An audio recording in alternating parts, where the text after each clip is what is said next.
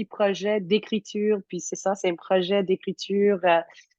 Et on a essayé de mettre nos intérêts en commun. Donc, on a mis un titre un peu provocateur. Donc, Appel pour un manifesto d'écolo social. Même l'adjuter à le prononcer, le dire comme il faut. Comment décoloniser et écologiser les façons d'enseigner et d'apprendre. Surtout, on parle de notre champ école disciplinaire en travail social, mais c'est pas que en travail social, mais c'était un peu le point de départ pour essayer de mijoter ça entre nous, puis faire des maillages, puis faire un peu offrir des regards croisés sur deux paradigmes et des perspectives différentes. Je m'excuse. Voilà, je sors d'une autre formation et d'ailleurs, j'ai oublié justement de faire une petite reconnaissance territoriale parce que je voulais faire, parce que je trouvais ça important. Donc, normalement, je fais une reconnaissance territoriale quand je suis à Georgia-Gay, les terres non cédées, qui veut dire essentiellement volées des Ganiagahaga, donc les gardiens des terres et des eaux. Mais aujourd'hui, je vous arrive des territoires non cédés des Abénakis, à Orford, à Magog. Donc voilà, je suis parmi vous pour la prochaine petite heure. Puis c'est ça notre plan de match. On va prendre une 35-40 minutes pour présenter nos diapos, puis dialoguer autour de ça. Puis ensuite, on a une période de questions à la toute fin pour terminer à 13 heures. Merci, c'était Roxane. C'est à toi, Rocio. Rocio, désolé, Rocio, j'avais pas ma diapo devant mes yeux. Merci.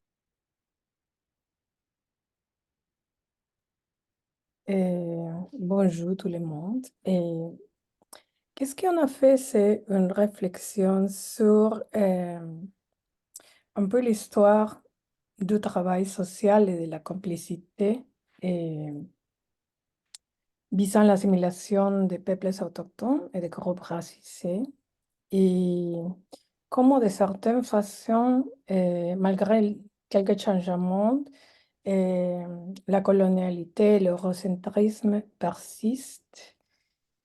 Et dans notre pratique, on ne fait pas beaucoup pour changer cette situation parce on vient de parler qu'on a beaucoup d'administration à faire, beaucoup d'enseignement à faire et on a les projets de recherche aussi. Donc, on ne fait pas comme des actions concrètes pour changer cette situation, mais euh, donc, qu'est-ce qu'on a pensé que c'est que dans notre pratique concrète, on peut le faire.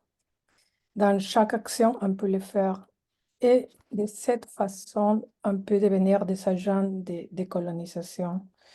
Et donc, dans le terrain plus de l'éco-social, que ce n'est pas vraiment mon domaine, mais que je le connais un peu, bien sûr, il y a une longue histoire de pensée binaire, de pensée cartésienne et un clivage, une séparation entre la nature et la culture, qui est caractéristique de la modernité coloniale.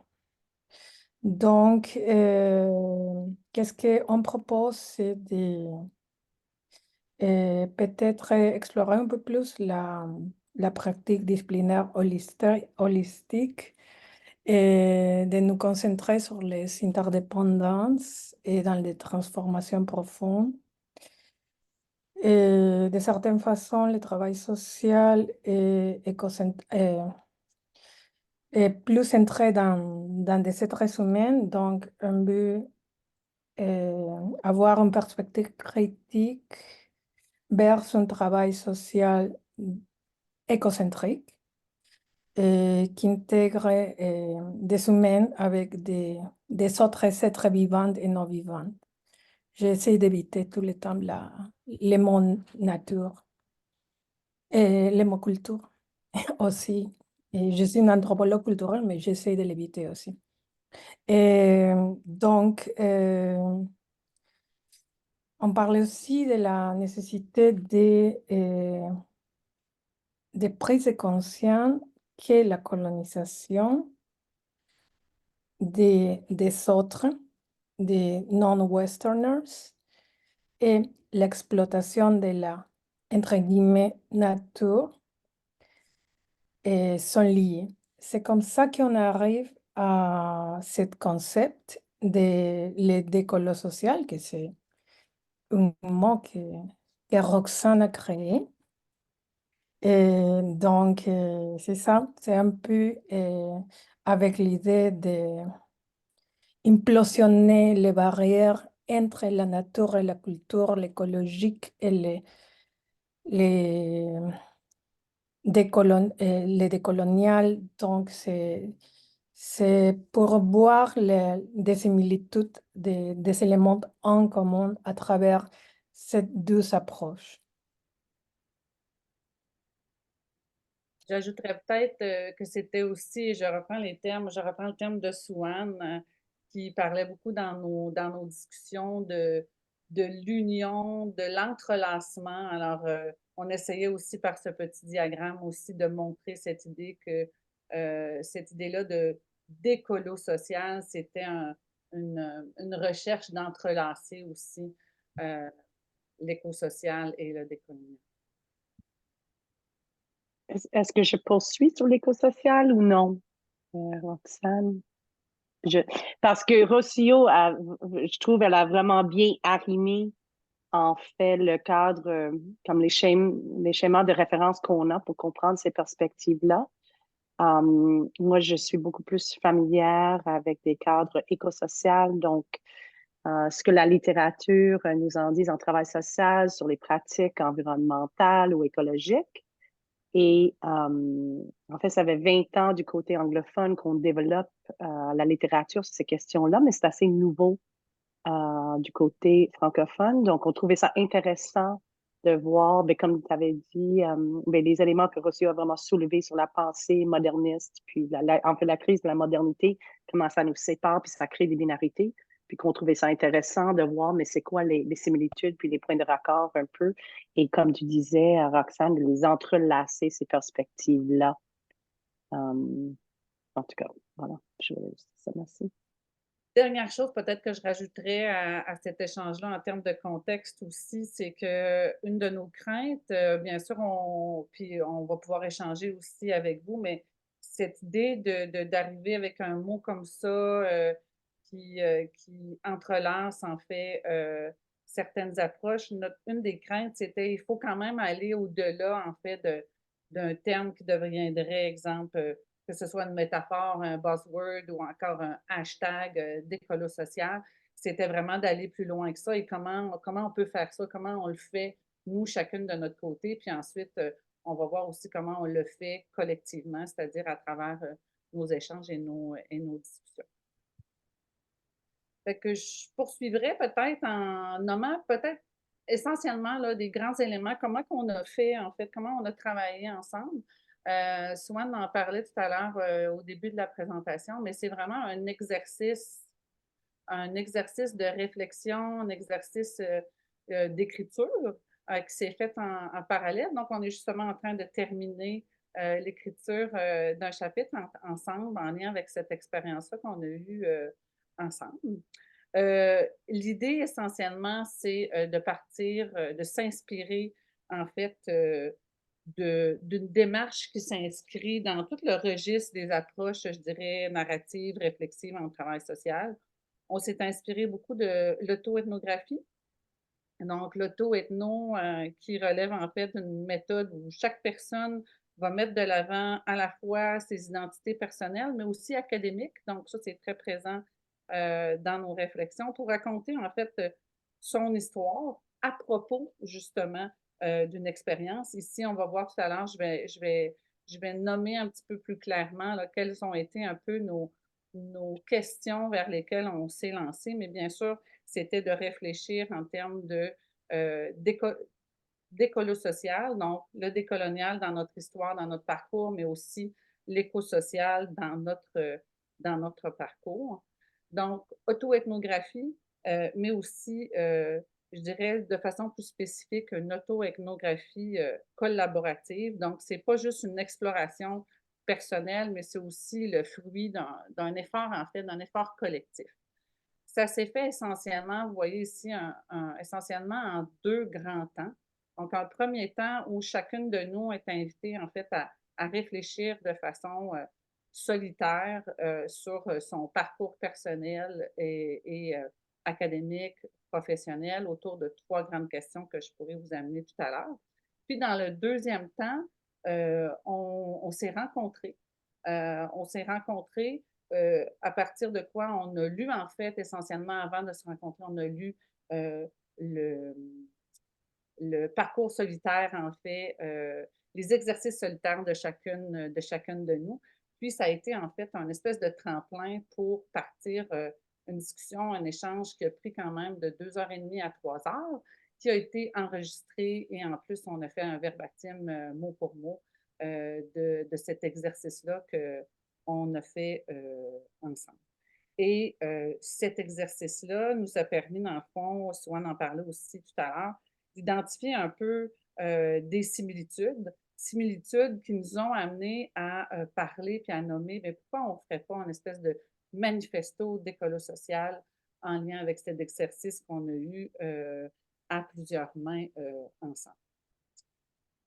Donc, voilà pour, tranquillement, pas vite, la méthodologie. Puis, on vous amène justement, tranquillement, on vous donne des petits bouts, comme dirait une de mes collègues. Alors, on vous amène un petit peu dans, chacun de nos exercices. Dans ce premier temps qui est de parler un petit peu de chacune, nos parcours personnels, mais aussi d'écolo-social pour se situer, d'où on part et d'où on parle en lien avec chacun de nos exercices.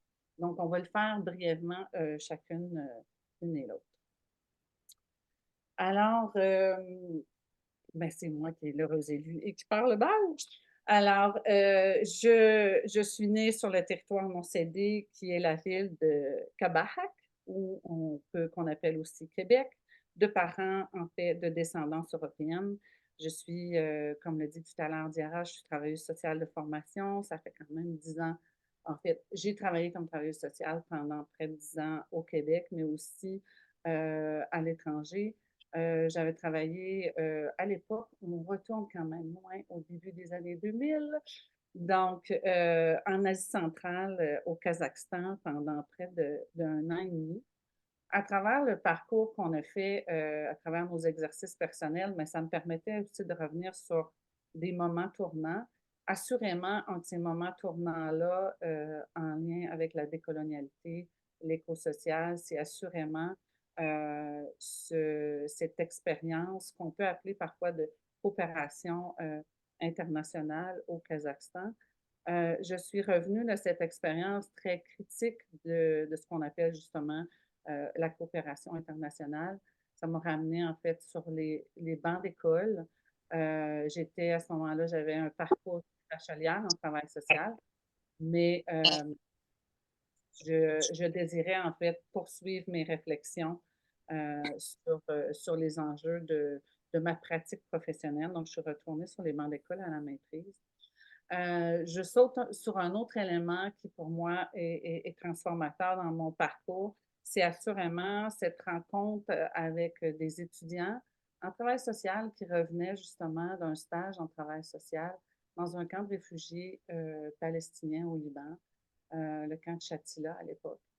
Et je me souviens très clairement de cette rencontre-là qui m'a permis en fait de voir, de saisir qu'il y avait en fait des personnes réfugiées qui pouvaient vivre en camp de réfugiés depuis des décennies.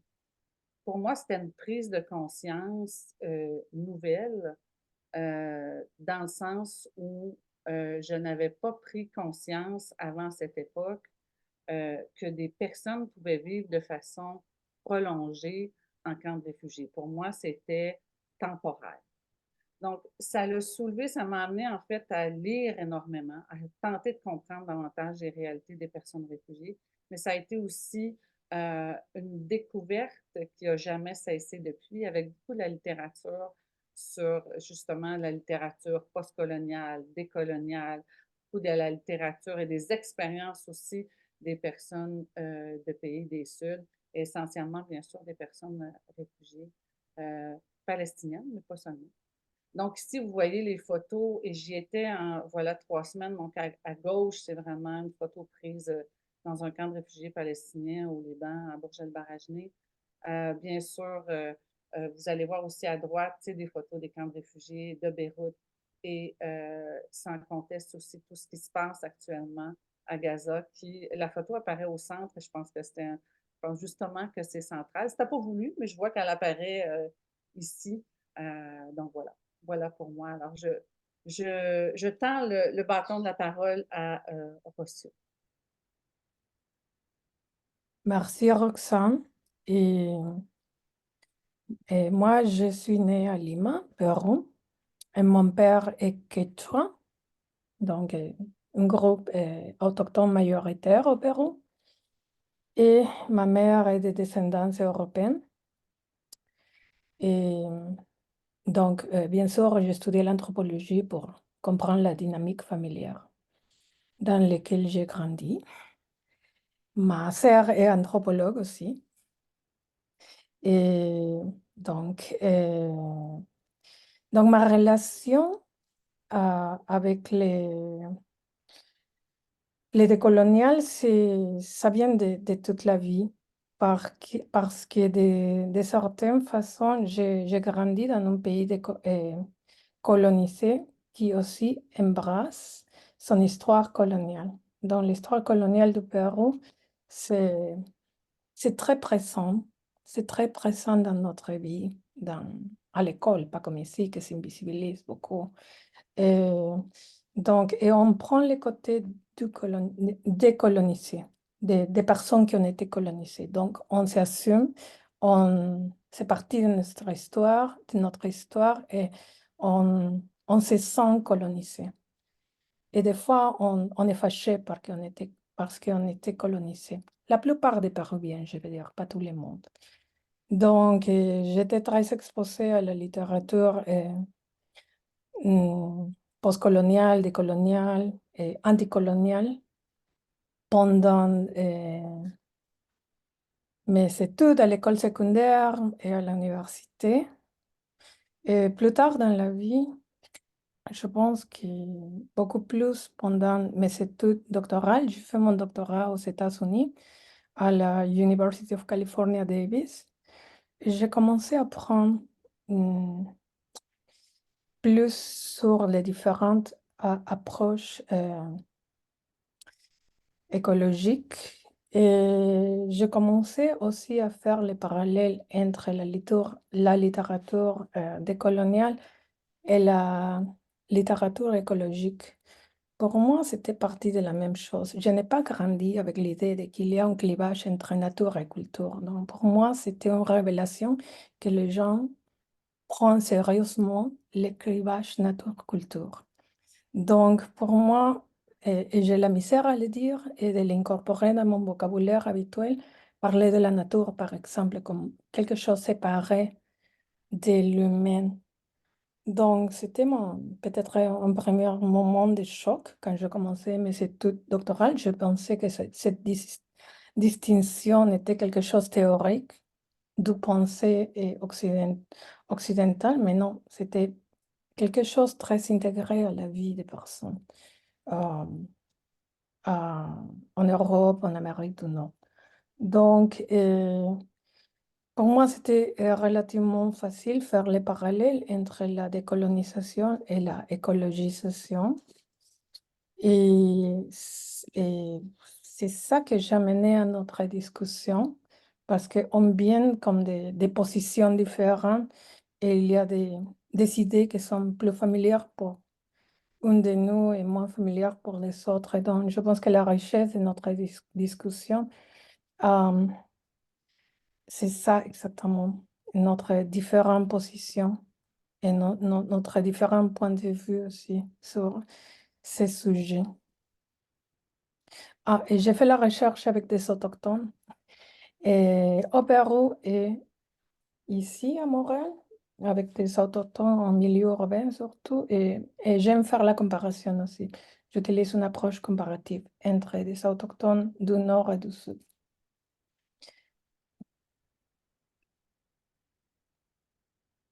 Merci, Rocio. Merci. Je pense, en fait, je viens de me rendre compte que dans les perspectives décoloniales et écosociales, on prend le temps aussi de se positionner, puis de dévoiler un peu notre posture, puis notre rapport aussi à nos sujets d'intérêt, à nos façons de rentrer en dialogue, en fait, avec ces différents courants-là. Je sais pas pourquoi, mais je viens de me rendre compte, parce que dans les approches écosociales, on essaie de se positionner, puis dévoiler notre posture, se situer écosocialement pour comprendre c'est quoi ce rapport-là. Mais Rocio, je te suis, je comprends que dans l'écosocial, une problématique qu'on constate, c'est comme si on problématise que la nature est à l'extérieur de nous. Tu sais, cette séparation-là. Donc, c'est super intéressant ce que tu viens de dire là. Merci beaucoup pour. J'apprends toujours, en fait. C'est ça la beauté de travailler en équipe comme ça. Moi aussi.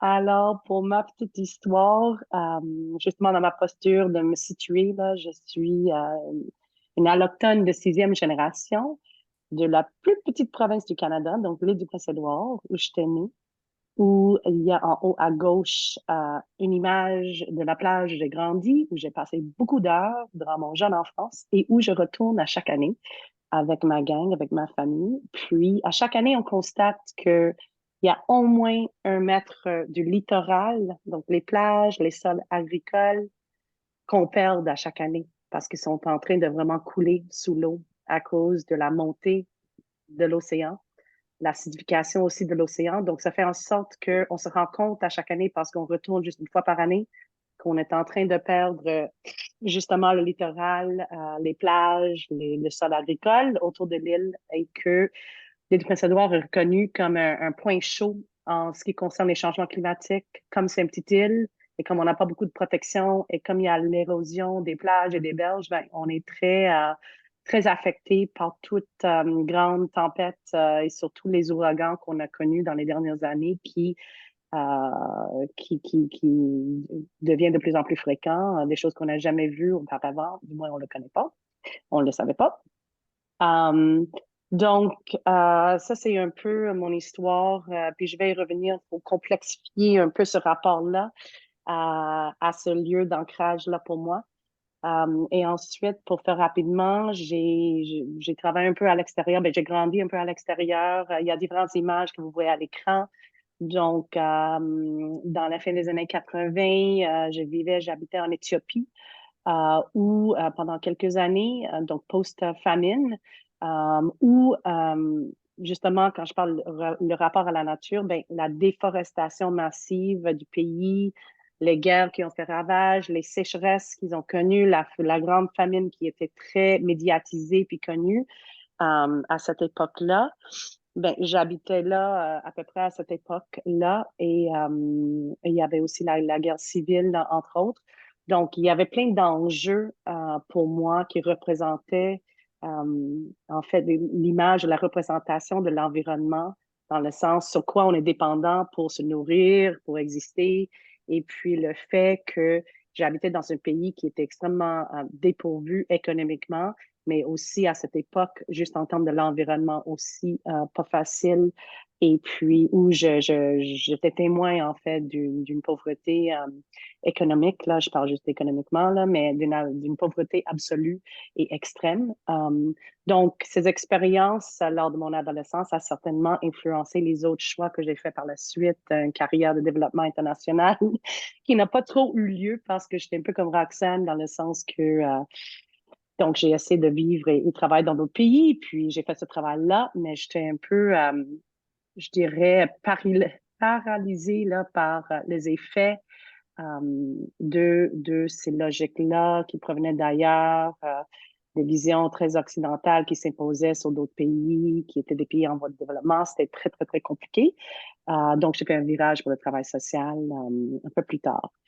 Mais l'autre élément que je voulais nommer, c'est que ce rapport initial à mon environnement, à la plage de mon enfance et tout ça, à travers les dernières années, surtout la dernière décennie, ça s'est beaucoup complexifié parce qu'il y a cette reconnaissance-là que moi, je suis un colon de 6e génération. Donc, je ne suis pas Mi'kmaq. Les Mi'kmaq, c'est des termes, donc c'est des peuples Mi'kmaq. Et puis, donc, tout ce rapport-là à la nature ou à l'environnement, évidemment, devient contesté, puis confronter peut-être l'image qu'on peut avoir un peu idyllique ou pure des images qu'on a de notre enfance. Puis, dans la mouvance de la réconciliation, comment fait-on pour, prendre moins de place, pour redonner des territoires? Donc, tout ça, ce rapport écosocial m'amène aussi à penser décoloniser. Comment fait-on actuellement? Si on regarde les appels à l'action, si on pense à toute la mouvance, je sais que Rossio va nous en parler, mais quand on pense à cette idée-là de land back, puis redonner des terres, mais comment fait-on? Puis ça vient aussi à brouiller un peu peut-être le lien, le rapport qu'on a à cet environnement, à ces terres et ces territoires-là. Merci. Master Roxane.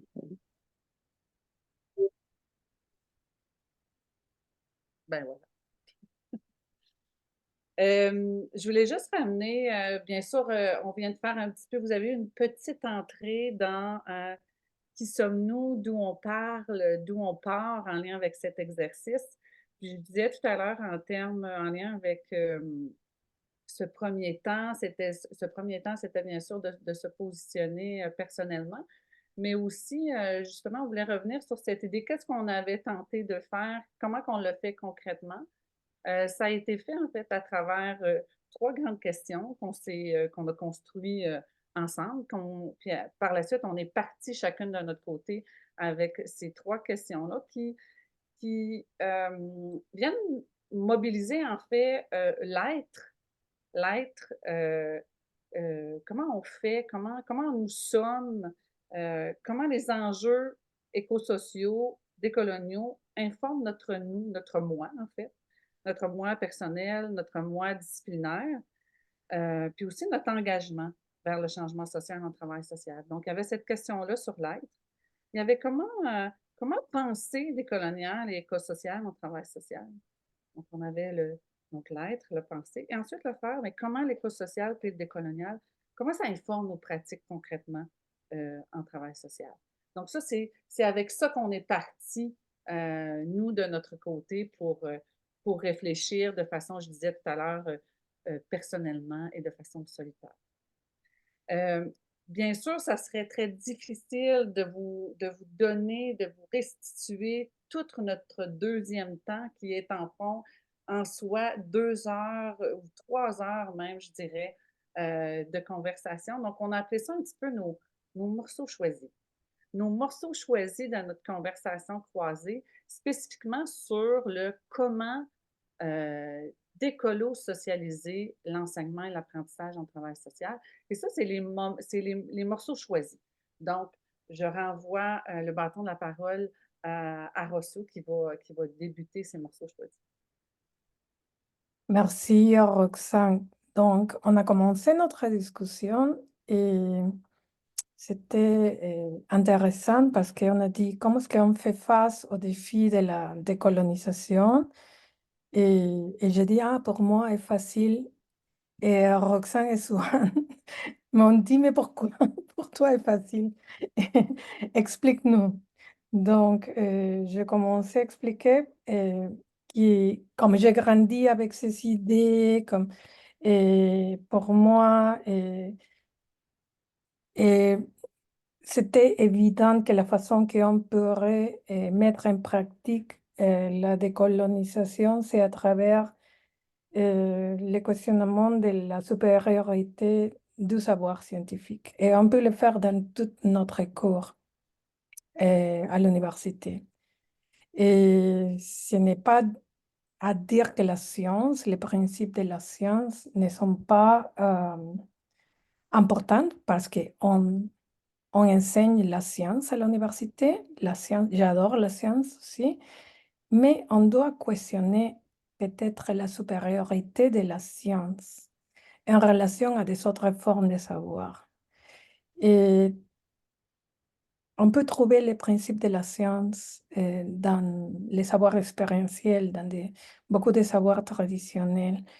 Et il y a des universitaires qui parlent des sciences autochtones aussi, parce qu'on peut trouver ces principes dans des formes de savoir dites traditionnelles. Donc, c'est quelque chose facile à faire. J'explique, je dis à Swan et à Roxane, dans par exemple mon cours de méthode, que je dois enseigner les méthodes de sciences sociales aux étudiants de première année et ils sont vraiment ouverts parce qu'ils ne sont pas disciplinés. Ils ne croient pas dans la science. Donc, c'est facile. Ils ont comme l'esprit ouvert. Et si on les dit, mais tous les savoirs sont importants, tous les savoirs apportent des choses relevantes.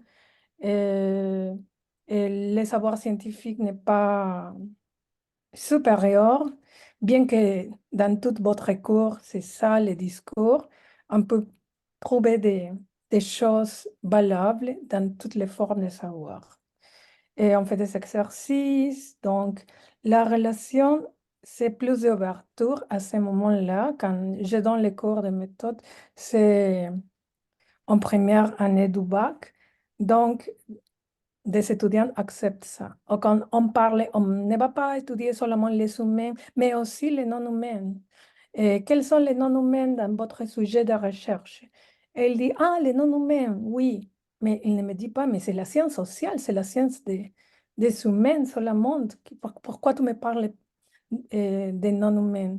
Mais par exemple, si ton projet de recherche, c'est l'intégration sociale des étudiants de première année, au, je ne sais pas, au groupe de première année, tu dois prendre en considération les différents éléments de l'environnement, les espaces de réunion publique, c'est ça tes acteurs. Elle dit, ah oui, c'est vrai. Non, il n'y a pas comme une résistance, il n'y a pas une croyance développée dans une forme de savoir, donc il y a plus d'ouverture.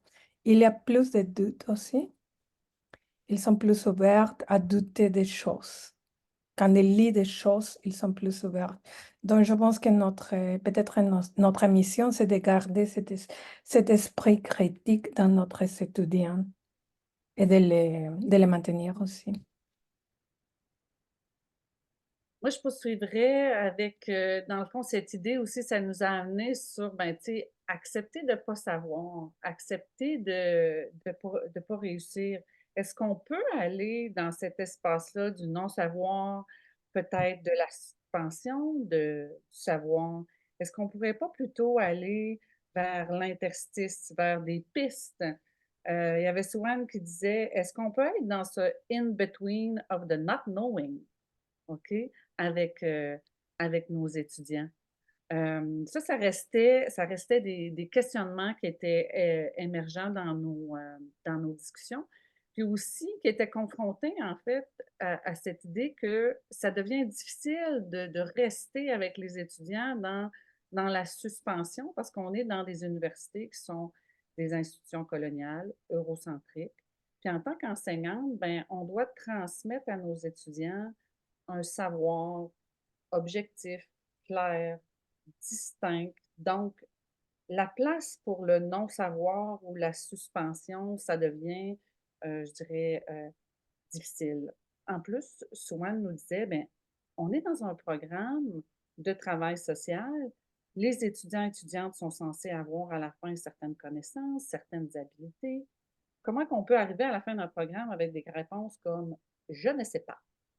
Euh, mais finalement, nos discussions nous amenaient, ben, on n'est pas en train de dire qu'on ne sait pas, mais on est en train de dire qu'il n'y a pas une vérité, un savoir. Est-ce qu'on peut plutôt explorer des pistes, des pistes de réflexion, pour le moment, je prends cette piste-là ou je prends cette approche ou c'est deux, trois approches, mais garder une espèce d'esprit ouvert que ça peut changer. Je dis souvent, même dans certains de mes cours, que, ben, savez-vous ce qui est intéressant dans un projet? C'est quand ça ne marche pas. Quand l'atelier ne fonctionne pas, quand la discussion ne va pas vers où je pensais qu'elle allait, c'est dans ce temps-là, souvent, qu'on va apprendre davantage, que ça va piquer notre curiosité, etc. Donc, cette idée d'accepter de ne pas savoir, de ne pas réussir. Reconnaître les différences sans les catégoriser. Mais c'était toute cette idée où on disait, ben, il faut tenter d'explorer, d'exposer nos étudiants à cette idée de non-linéarité, que ça soit moins hiérarchique, moins binaire. mais est-ce qu'on peut nommer les choses sans les rendre normatives, sans les catégoriser? Est-ce qu'on peut, encore une fois, ça revenait sur cette idée d'est-ce qu'on peut suspendre nos analyses, nos pensées, ne pas savoir, ne pas nommer? Et Rossio suggérait, si on décrivait davantage sans catégoriser la différence. Et ça rejoint aussi certaines de mes réflexions. Souvent, je dis, ben, quand on insiste trop sur la différence, qui est le référent? La personne, l'autre, c'est hein? C'est nous le référent, c'est moi comme TS, c'est moi comme... Donc, c'est cette idée d'aller brasser ça un peu. Donc, reconnaître, connaître les différences, mais sans les catégoriser.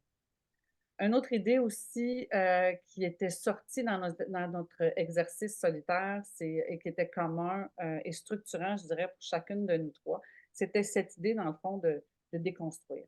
Donc, je pense que ça rejoint des idées qu'on a déjà dites, mais de déconstruire à travers une expérience, ça peut être déconstruire un concept, ça peut être déconstruire une valeur ou un principe en travail social. Je le fais souvent, notamment avec cette question de droits humains si centrale dans la discipline du travail social, mais que souvent j'amène des étudiants justement à l'explorer, à le déconstruire, de quelles valeurs on parle, etc. Est-ce qu'on prend conscience qu'il y a plusieurs droits humains de première, deuxième, troisième génération, etc.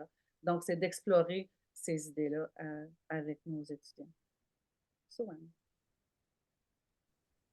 Merci Roxane, merci Rossio, mais je trouve que vous avez quand même vraiment bien fait le tour de nos réflexions, là, les choses qui étaient vraiment importantes pour nous. Puis, j'ai envie de dire aussi que cette idée de sortir des binarités et penser à les interstices ou les in-between spaces, ça provient beaucoup des étudiants, en fait, qu'on a le plaisir d'encadrer. Je pense sur le plan écologique, Jeanne, qui avait beaucoup mobilisé des perspectives là pour parler de ces interstices-là. Je pense à Dominique Golin au doctorat, qui parle beaucoup je ne sais pas, un peu le non-savoir ou ne pas prendre position tout de suite dans ce savoir-là, d'être en suspens, là, de mettre en fait nos savoirs un peu en suspens pour... Alors, j'allais dire que ce ne sont pas vraiment mes idées, je voulais juste être sûre là, que si jamais ces personnes-là sont en ligne avec nous, mais ça provient vraiment aussi de... C'est tellement à contre-courant de comment on enseigne, comment nos institutions sont bâties, comment on catégorise, comment on nomme et nomme certaines choses. Donc, je trouvais ça vraiment intéressant. Puis, je voulais juste faire mention que beaucoup de ces inspirations-là proviennent en fait des étudiants qui font des projets super intéressants sur ces éléments-là. Pour moi, pour terminer, puis de clore cet aspect-là, je trouve que c'est vraiment important de penser à ces paradigmes-là, ces mouvements-là décolonial, éco-social, pour les logiques qui sont comme quoi ils essaient de contrer des logiques qui, pour moi, sont des logiques un peu transversales, des logiques de domination, d'exploitation des terres et des peuples, de dépossession aussi, d'un capitalisme aussi incessant, désarticulé. Je pense que si on voit un peu d'une manière la logique transversale qui prime de bord des choses qu'on veut aller contrer puis lutter contre, là, ça nous amène à penser, bien, comment est-ce que je peux intégrer les pensées écologiques, les pensées décoloniales dans mes cadres de référence moi-même. Et dans ce sens-là, de refuser un peu l'objectivation qu'on pourrait dire aussi est produise. Moi, je vois comme le point de départ un peu comme la doctrine de la découverte il y a 500 ans, qu'en arrivant sur nos terres en Amérique du Nord, tu sais, le colonisateur avait à s'approprier de tout. Puis, alors, on était, Roxane, c'est une expression que tu dis souvent, là, mais la chosification, comme tout devient chose ou objet, et qui amène les aspects que Rossio a nommés de séparation aussi. Donc, comment, à partir de ces perspectives-là, est-ce qu'on veut plus dans des mises en relation, dans des points de connexion, des interconnexions, pour justement contrer l'objectivation de tout. Et donc voilà, je pense le point des résultats de notre discussion, c'est d'éviter les interrelations, d'éviter les interconnexions entre ces deux paradigmes et façons de penser et de lutter.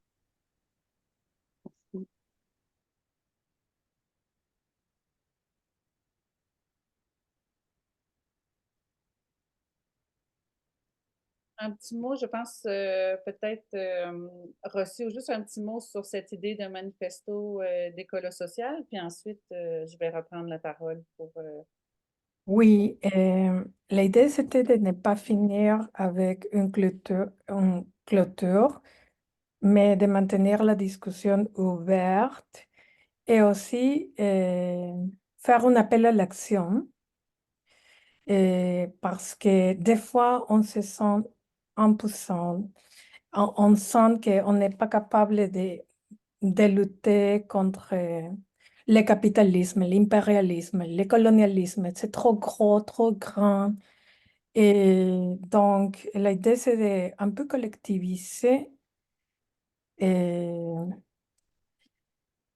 nos actions pour avoir comme des stratégies, peut-être petites, peut-être concrètes, et pour démanteler un peu cet ennemi commun qu'on a identifié, qui est chosifié, qui exploite, la dite nature et dite les autres, les non-occidentaux. Donc, l'idée, c'est comme de penser qu'est-ce qu'on peut faire dans notre pratique quotidienne pour démanteler, contribuer à démanteler cet ennemi commun. Est-ce que, Diara, est-ce que j'ai juste prendre quelques minutes peut-être pour en faire une petite lecture rapide? Euh, on a dépassé un peu le temps, mais si c'est possible de le faire rapidement, en 2 minutes, 20 clôturer, secondes, laisser la 20 parole. secondes, pas plus que ça. OK. Alors, je vais me lancer, puis juste, bien sûr, vous voyez, c'est au nous parce que on trouvait que ça reprenait en fait l'idée de l'exercice, c'était cette idée de faire un manifesto d'écolo social au nous. Donc, je me lance. Reconnaissons notre adversaire commun. Nous voulons montrer et faire les liens entre la décolonisation et l'écologisation, telles deux perspectives qui sont apparentées puis qui adressent un adversaire commun. Nous prônons une lecture qui relie plutôt que qui fragmente des luttes. Prônons l'union et non la séparation. Le terme d'écolo social fait référence à l'interrelation incarnée entre les humains et les autres êtres vivants et non vivants. Repoussons une vision apocalyptique, projetée par la modernité depuis le début de la colonisation des Amériques. Ce n'est pas notre destination finale. Faisons l'effort d'imaginer d'autres destinations possibles. Étendons un travail social d'écolo social comme un mouvement croissant, horizontal et transversal dans la discipline qui s'étend telle des ondes provoquées par un galet qui est lancé dans un océan calme, dont chacun et chacune est le centre et où chaque centre soutient les autres. Clamons la possibilité de ne pas tout savoir et de douter, qui nous permet de contrer des narratifs cartésiens, simplistes, réducteurs ou binaires des réalités, des expériences, des savoirs, etc. N'agissons pas de façon uniforme, mais reconnaissons plutôt la pluralité des perspectives en travail social, mais aussi des façons d'être, de penser, de faire, de savoir et de former dans et à la discipline. Affirmons une présence collective et unie qui, lorsqu'une perspective d'écolo social en travail social s'affirme, permet que cette possibilité émergente prenne forme clairement. Solidarisons-nous, établissons des alliances à travers la jonction de mouvements sociaux, de mobilisation collective. Encourageons la résistance. La résistance, elle peut être douce, elle peut être silencieuse, mais elle peut aussi inviter au conflit ou à la colère. Toutes ces formes de résistance ont en commun de tenir bon contre les dominations. Soyons subversifs et subversives et clamons le droit au conflit pour défendre les formes d'existence contre ce qui nie les possibilités. Initions des actions concrètes vers un travail social d'écolo social, comme de contribuer à l'opérationnalisation de la restitution des territoires aux peuples autochtones par des alliances avec des activistes autochtones, notamment #Landback. N'objectivons pas le décolo social car nous courons le risque qu'il devienne un buzzword ou un hashtag dépourvu de contenu critique et de force politique. Donc, c'est juste un appel à la réflexion et on aimerait poursuivre la réflexion collective et solidaire avec vous tous et toutes.